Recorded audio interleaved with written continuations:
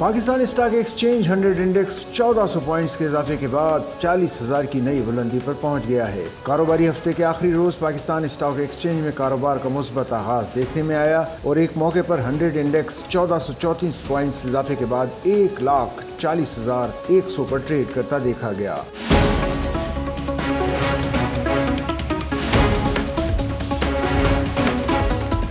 याद रहे कि गुज़िश्ता रोज भी स्टॉक एक्सचेंज में कारोबार के अख्ताम पर 100 इंडेक्स 2,285 पॉइंट्स इजाफे से 1,38,665 पॉइंट्स की रिकॉर्ड बुलंदी पर बंद हुआ, जबकि कारोबारी दिन में 100 इंडेक्स ने अपनी बुलंद तरीन सतह 1,38,943 बनाई। बाजार में 78 करोड़ शेयर्स के सौदे 39.75 अरब रुपए में तय हुए, जबकि मार्केट कैपिटलाइजेशन 204 अरब रुपए से बढ़कर 16,617 अरब रुपए हो गई थी।